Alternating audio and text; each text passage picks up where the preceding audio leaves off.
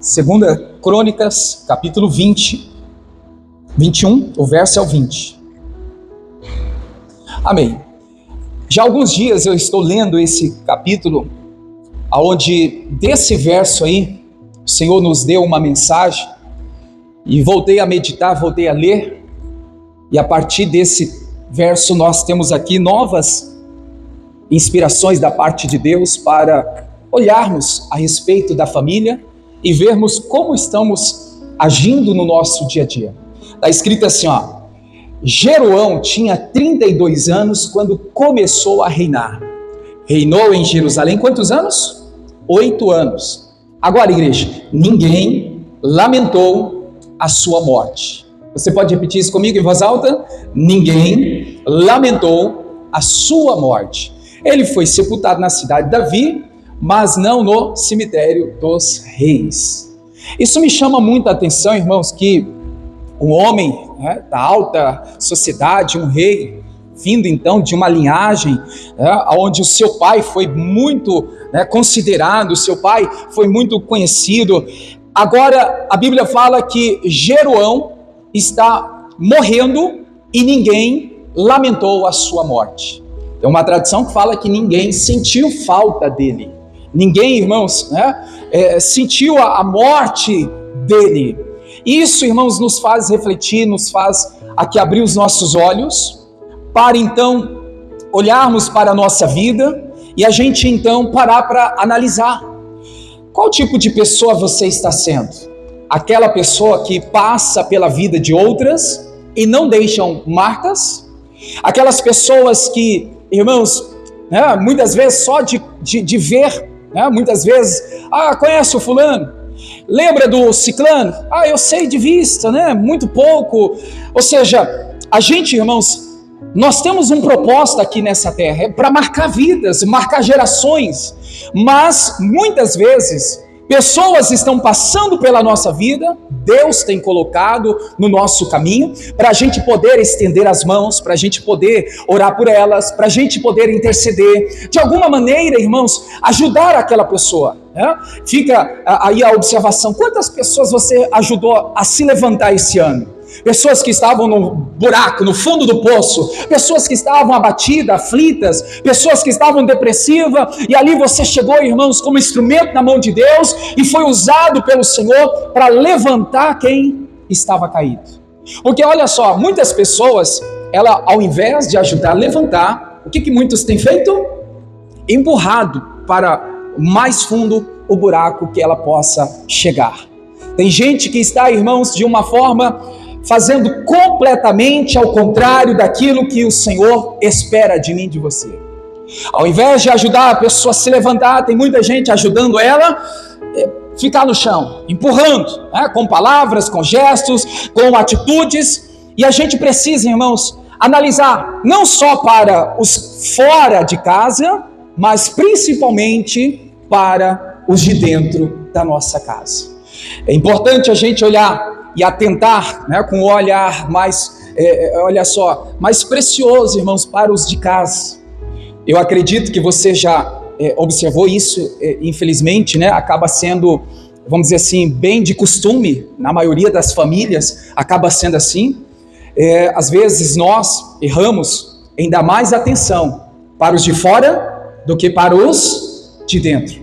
Você vê que às vezes a gente conversa, a gente tem diálogo, a gente, irmãos, quer estar na presença, no convívio, no dia a dia, com pessoas consideradas amigos, colegas de trabalho, pessoas da igreja, pessoas que vai se criando ali alguma afinidade, alguma convivência, e aí a pessoa ela vai, irmãos, se aproximando dos de fora e vai se distanciando dos de dentro da sua própria casa. É errado ter convívio com as pessoas de fora? Não. Mas também não deixe os seus abandonados. Não deixe os seus irmãos, sem marcar eles de alguma maneira, de forma positiva. Eu fico imaginando, irmãos, esse rei chamado Jeroão, morreu, nem a família, os filhos, parentes, ninguém sentiu falta deste homem quando ele morreu. Isso nos faz aqui refletir, irmãos, o quanto ele foi ruim, o quanto, irmãos, ele foi uma pessoa má, o quanto ele foi uma pessoa maldosa, principalmente para os de dentro da sua casa. Então a gente muitas vezes criamos, irmãos, hábitos de ser bons para os de fora, e muitas vezes nós somos ruins para os de dentro de casa. E a gente precisa, irmãos, corrigir isso diariamente, vai para frente, um costume tem que alinhar, tem que corrigir, porque senão a gente vai ficar sempre nisso, o clima ruim dentro de casa, um clima pesado, e com os de fora, irmãos, aquele clima acessível, aquele clima bom, agradável, que poderia também acontecer dentro da própria casa. Eu não sei se isso já aconteceu com você, mas uma vez uma senhora, ela disse assim: pastor, eu prefiro ficar o dia todo trabalhando, porque no trabalho minha mente está ocupada, eu estou na correria, tenho convívio ali com os colegas de trabalho, eu nem vejo a hora passar, passo 8, 10 horas trabalhando durante o dia, e olha com maior alegria, entusiasmo, felicidade, mas quando eu chego dentro de casa, um clima ruim, pesado, dá vontade de sair correndo, dá vontade de ir embora, ir para outro lugar. Quantos estão vivendo assim? Do dia a dia, fora de casa, irmãos, é um prazer, é uma alegria, a pessoa ela está bem ali, o seu bem-estar elevado, ela está sempre ali sorrindo, feliz, mas quando chega dentro de casa, a natureza, a própria pessoa que sorriu o dia todo, ela agora dentro de casa, ela muda a personalidade, ela muda o seu jeito de tratar com as pessoas, e a gente falha com isso, irmãos. Veja que muitas vezes a gente está construindo a nossa vida, o relacionamento familiar desse jeito, aonde quando então partirmos, quando morremos, quando então chegar aí o nosso dia, a nossa vez, o que vai acontecer? Ninguém vai sentir falta. E olha quantas pessoas que às vezes, os da própria família, eu já ouvi tantas pessoas, eu já fui em tantos velórios, pessoas da própria casa disseram assim, a forma de expressar: graças a Deus morreu. É triste, irmãos, mas é a realidade. Quantos de casa, que às vezes o comportamento ali do ente querido foi de mal a pior, e a pessoa, ela levanta as mãos como se fosse um alívio, um refrigério, um sossego, porque o tanto que aquela pessoa deu trabalho, o tanto que aquela pessoa marcou de forma negativa, que a pessoa fala: ufa, isso é triste. Mas quantos estão assim? Para elas, irmãos, um alívio na perca de um ente querido. E era para ser diferente, era para o momento de você ver biblicamente, a Bíblia fala que o luto, o momento da morte, segundo o Eclesiastes, era para ver o que, igreja? Festa no bom sentido. Foi salvo, estar com Deus, olha, cumpriu o chamado, cumpriu a missão. A pessoa fala assim, deixou um legado, a pessoa, ela foi boa dentro de casa, ela deu bom testemunho, a pessoa verdadeiramente é de Deus. Era para ser assim com todos, mas quantas pessoas estão morrendo, e o que diz o texto aí, igreja? E ninguém lamentou a sua morte. Coloca outra versão aí, acredito que seja viva, Ninguém sentiu falta, ninguém, irmãos, ficou assim, não fez diferença, morreu, acabou. Olha aí, ninguém lamentou a sua morte. A NVT diz assim, cadê a viva? Coloca aí, por favor. E você vê que muitas são as pessoas que estão vivendo desta maneira. Ele morreu e ninguém lamentou a sua morte. Então nós vamos pontuar aqui, irmãos, algumas coisas para a gente, em cima dessa mensagem, a gente abrir os nossos olhos. Primeiro exemplo que eu quero aqui dar, 1 Samuel capítulo 25, verso de número 3, um homem chamado Nabal. Lembra da história de Nabal? Um homem que foi ruim, um homem que foi mau, um homem que não deu exemplo como marido, um homem que, irmãos, fez a sua mulher passar por vergonha, por humilhação, um homem que desprezou, maltratou, um homem que foi, irmãos, de coração, olha, duro, dentro da sua própria casa. E a gente vê no dia a dia que assim como esse homem, quantas pessoas? A gente vai pegar aqui alguns personagens, irmãos, mas tenta associar no sentido assim, o texto vai falar de homem, mas isso acontece também com quem?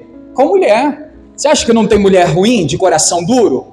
De coração, né, mal? Claro que tem. Então, quando o texto aqui trata de homem ou o texto trata de mulher, não quer dizer que hoje é especificamente para o homem ou para a mulher, é para todos. Né? Então a gente precisa se colocar na história. Opa, graças a Deus não sou assim.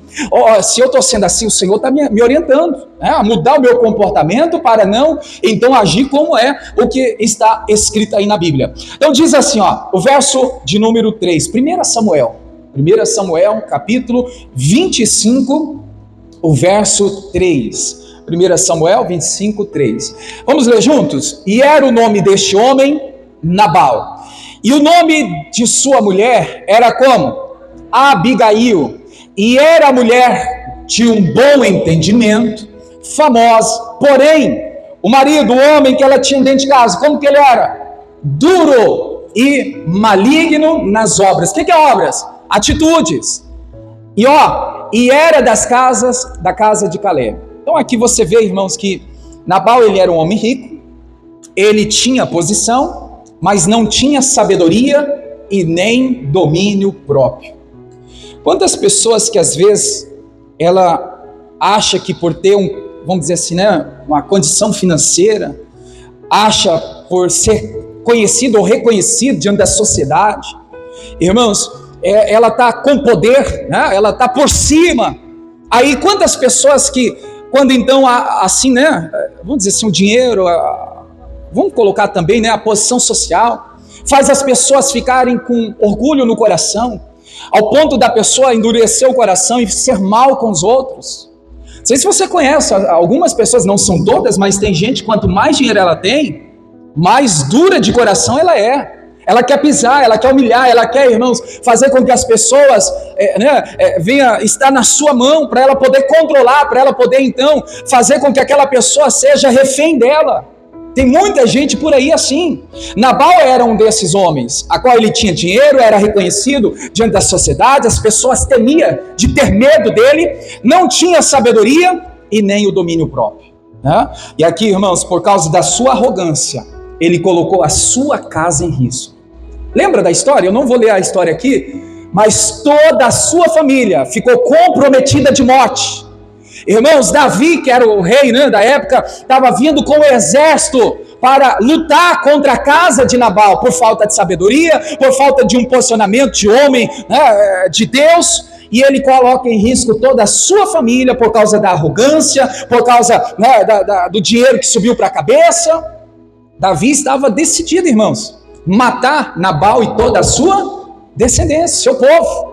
Olha o que ele está fazendo, colocando a família em risco por causa de um comportamento errado. Vamos pegar essa mensagem para abrir os nossos olhos? Diga comigo assim, um comportamento errado pode colocar a minha família em risco. Irmãos, uma atitude errada sua pode comprometer toda a sua família. Quantos casamentos, quantos filhos estão comprometidos, irmãos, por causa de uma atitude errada dos pais, né, da pessoa ali. E esse homem, irmãos, se não é a Abigail, se não é Deus na vida dela, para interferir, para se posicionar, a família toda teria sido morta. Né? E aí a gente vê então, que adianta ter dinheiro, que adianta ter, irmãos, reconhecimento na sociedade e ser grosseiro, mal, que adianta ser orgulhoso? Né? Então veja que muitos hoje em dia, às vezes tem tudo que ela quer, tem uma casa própria, tem emprego, tem família, mas ela não está tendo o que, igreja? Equilíbrio espiritual. Ela não está tendo ali o discernimento, o entendimento vindo da parte de Deus. E por não ter, estas pessoas acabam, que, igreja? Atraindo destruição para dentro do seu lar, para a sua casa. Então qual é a lição que a gente tira aqui desse primeiro exemplo? Quem não se domina, destrói quem ama. Se você ama a sua família, você precisa ter domínio próprio. Você tem que ter, irmãos, né, o domínio espiritual. Não é viver uma vida desequilibrada, não é viver uma vida de qualquer maneira. Nós precisamos, em Deus, na palavra, irmãos, se acertar. porque senão a nossa família vai ser comprometida, vai ser o alvo que o inimigo quer, né, fazer com que a gente seja também atingido. Não sei se você tem esse entendimento, mas eu vejo desta forma e aprendi assim também. O diabo não pode diretamente nos atingir, mas ele atinge um dos nossos familiares e automaticamente o que acontece com a gente? A gente sente. Se o mal toca, o maligno toca no seu cônjuge, você vai sentir, porque você ama o seu cônjuge. Se o maligno toca no seu filho, você vai sentir, porque você ama o seu filho. Então o diabo não podendo tocar diretamente em você, em quem vai ser alvo? Ele vai querer tocar? Nos da sua casa, né? Então com sabedoria, irmãos, não permita, tenha a posição espiritual, né? Tenha o equilíbrio espiritual, tenha a fé para que você não venha se posicionar errado e, né, ser levado à destruição aos seus familiares. Então é preciso ser o pacificador. Abigail, ela foi a mulher que foi a pacificadora, né? Ela viu uma tempestade, viu, irmãos, provocação, viu a morte chegando para a sua casa. Ela foi lá para fazer o que, igreja? Pacificar. Amém, igreja? Então diga para a pessoa que está perto, diga assim: seja o pacificador da sua casa, e não o provocador de tempestade, né? Tem gente, irmãos, que dentro de casa ela gosta de provocar, ela gosta de uma contenda, uma briga, uma intriga, uma discórdia. Para com isso, irmãos. Fomos chamados, a Bíblia diz que bem-aventurado é quem? Os pacificadores. Temos que, irmãos, pacificar, temos que levar paz, temos que fazer com que a paz de Deus reine dentro do nosso lar. Amém, igreja? Você pode dizer isso para a pessoa que está perto? Diga assim: seja pacificador. Diga: faça de tudo para a paz de Deus reinar dentro da sua casa. Ok, irmãos? O inimigo quer. Aí ele acha alguns que também quer, né, destruir, quer colocar contenda. Aí a maior contenda vira ali aquele ambiente. Não, na minha casa não. Na minha casa a paz de Deus vai reinar neste ambiente, né, porque eu vou promover a paz em nome de Jesus. Amém? Segundo exemplo que nós temos aqui, e eu quero passar para você também, irmãos, 2 Samuel capítulo 6, o verso de número 16. 2 Samuel 6,16. Guarda no coração aí. Primeiro, este homem que era reconhecido, tinha uma posição social, tinha dinheiro, porém de coração duro, e estava comprometendo toda a sua casa. Agora vamos ver sobre essa mulher chamada Mical. Mical, ela tem uma atitude, irmãos, totalmente desastrosa, feia, atitude maligna. E olha só o que aconteceu. E sucedeu que, entrando a arca do Senhor na cidade de Davi, quem? Mical, filha de Saul, estava olhando pela janela e vendo o rei Davi, que ia bailando, dançando, louvando, saltando diante do Senhor. O que ela fez, igreja? O que ela fez em voz alta? Vamos lá? Desprezou no seu coração. O que ela fez? Desprezou no seu coração. O segundo exemplo é como Mical, aquela pessoa que, irmãos, ela olha para vamos falar familiar, né? Um dos seus familiares, um dos filhos, o marido, a esposa, o pai, a mãe. Vamos colocar também, né, pessoas da igreja, colocar aí colegas de trabalho. Às vezes a pessoa olha para alguém assim, de cima e embaixo. Não tem gente que te olha assim, irmãos, olha do seu cabelo até os seus pés. E aí quando olha, faz aquele autoanálise. E qual é o comportamento de muita gente? Desprezo, né? Aí a pessoa olha assim com aquele olhar de, né, desprezo, de que, meu Deus, o que é isso? Isso não é aceitável diante dos olhos de Deus. Deus não se agrada, Deus não permite isso, irmãos, na vida de um cristão. Mical, filha de Saul, olhou pela janela ao ver Davi louvando, dançando. O que ela fez? Desprezou em seu coração. Tem muitas pessoas que têm também, irmãos, uma linda história, né? Essa pessoa que ali tem uma marca que ela deixa a desejar quando passa a olhar para as pessoas.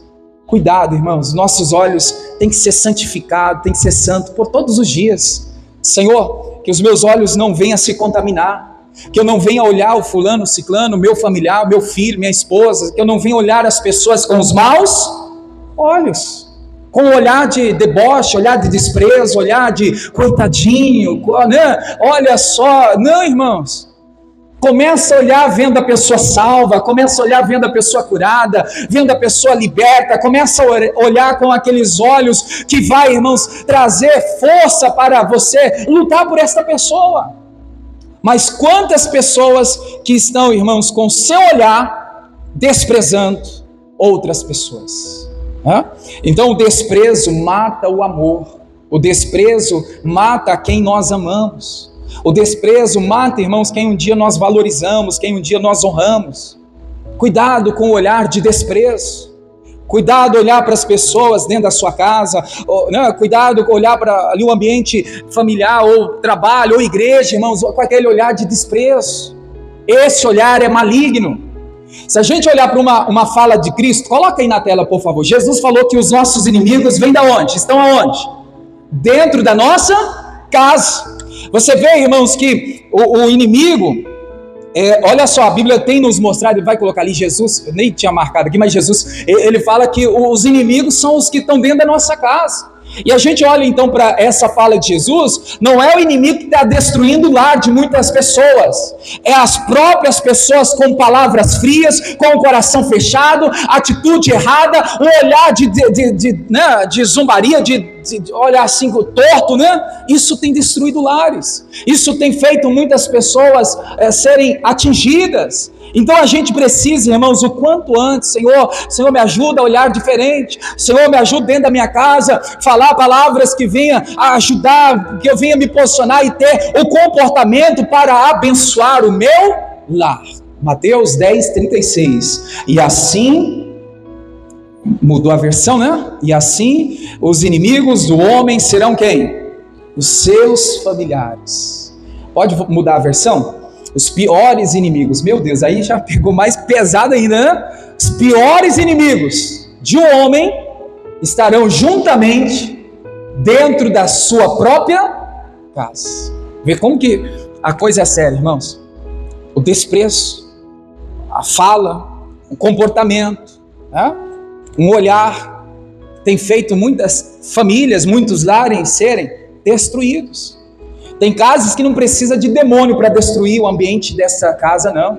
A própria família faz o serviço de destruir o ambiente favorável ali do lar, né? Então que a gente vinha rever, analisar, Senhor, as minhas palavras, o meu olhar, Senhor, né, o meu posicionamento está ajudando ou está destruindo o ambiente do meu lar?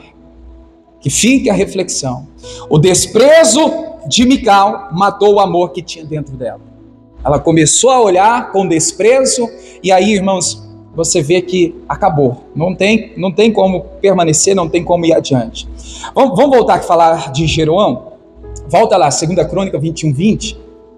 Jeroão morreu e não fez falta. Então, é os 3 exemplos que nós temos aqui, que a gente vê de pessoas que fizeram coisas erradas. Nabal, um homem que tinha um coração mau.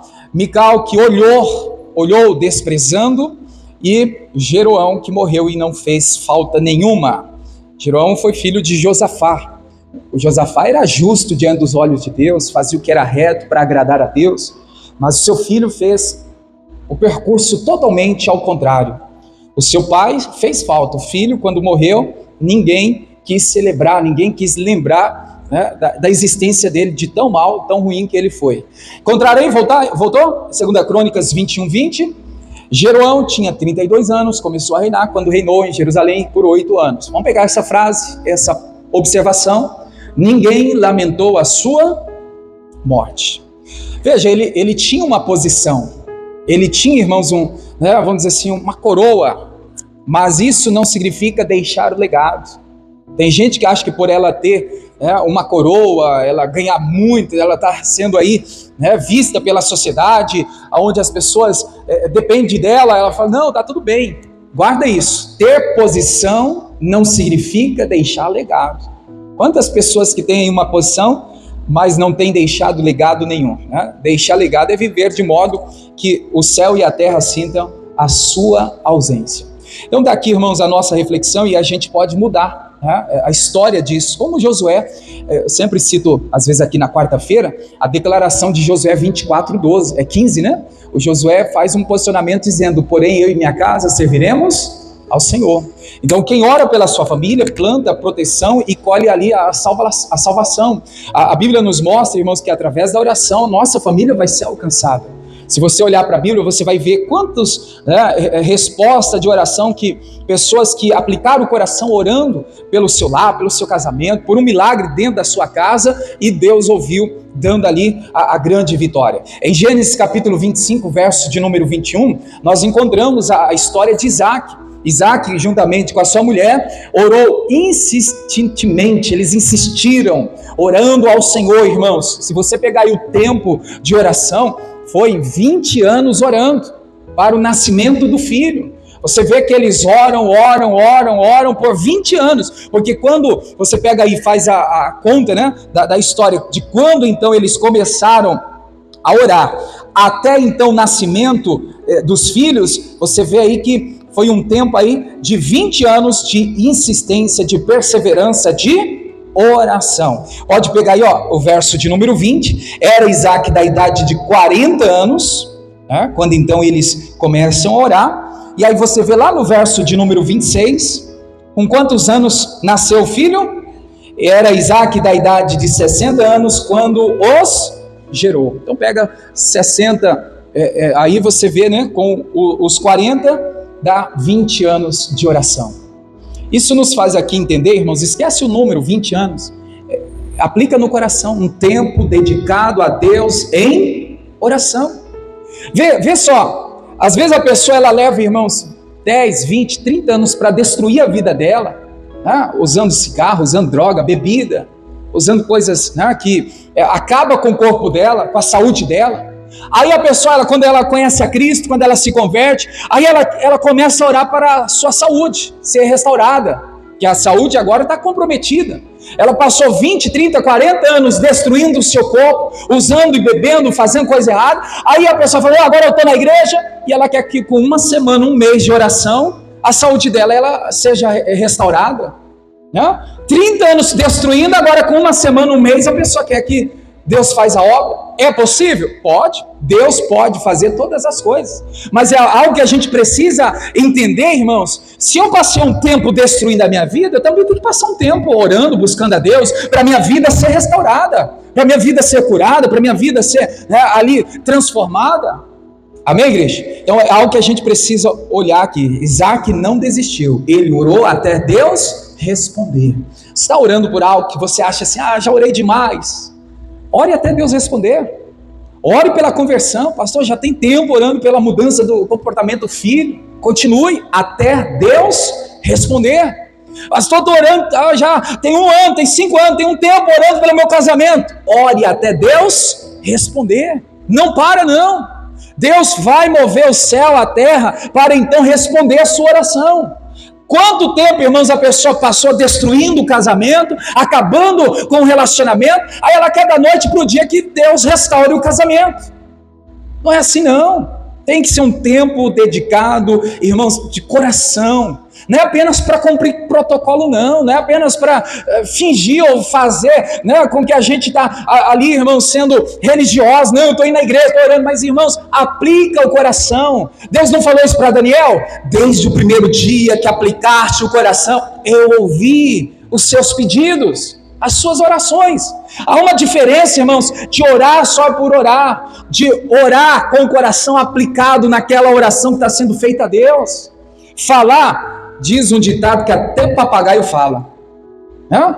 Agora, aplicar o coração é diferente. É você se envolver, você entregar, você querer, irmãos, a Deus, e deixar de lado ali o milagre, a restauração, deixar de lado ali a obra que precisa ser feita acontecer, e você se entregar, se aprofundar em Deus, e você busca a Deus.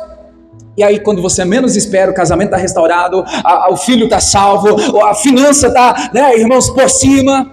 É porque a gente às vezes foca mais em que, a igreja? Nas coisas terrenas, né? A gente olha mais o problema que precisa ser resolvido. Tem gente que fica atrás das bênçãos, das conquistas, dos milagres, e esquece, irmãos, de buscar aquele que está acima de tudo e de todos, que pode sim operar os milagres, maravilhas, os sinais, mas que a gente venha buscar a Ele, de todo o nosso coração. Então lute pela sua família até o fim, não desista. O verdadeiro amor ora, insiste, intercede até o milagre chegar, até acontecer. Eu vou continuar orando a Deus, amém? Lucas 2, do 25 ao 29, também vejo lá outro exemplo de oração, que nos mostra aqui, irmãos, que no momento que Simeão esperava ali a consolação de Israel, e quando então viu o menino Jesus, e disse: Senhor, agora podes despedir em paz o teu servo.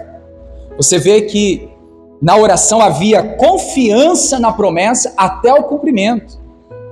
É outra coisa importante da gente aprender, irmãos, a confiar verdadeiramente na promessa que Deus nos entregou, até ela se cumprir. Não pode deixar morrer a promessa de Deus na sua vida, não. Encontrarei? Coloca do 25, vamos fazer a leitura aí, do 25 ao 29. Havia em Jerusalém um homem cujo era chamado Simeão, e este homem era justo, temente a Deus, esperando a consolação de Israel. O Espírito Santo estava sobre ele, e fora ali revelado pelo Espírito Santo que ele não morreria antes de ter visto o Cristo do Senhor, né? E pelo Espírito foi ao templo, e quando os pais trouxeram o menino Jesus para com ele procederem segundo o uso da lei, ele então tomou em seus braços, louvou a Deus e disse o quê? Agora, Senhor, pode despedir em paz o teu servo segundo a tua palavra. Olha só, Simeão, então aqui, irmãos, ele ficou sempre acreditando na promessa, no cumprimento da promessa, e não abandonou a promessa que havia recebido, né? Confie, você tem uma palavra, Deus falou com você, confie no cumprimento dela, acredite que essa palavra vai se cumprir na sua vida. Amém? Entenderam aqui, irmãos? Nabal teve posição, mas perdeu o controle. Mical teve amor, mas desprezou. Logo depois, o amor, né, se perdeu. Jeroão teve trono, mas morreu e não fez falta nenhuma.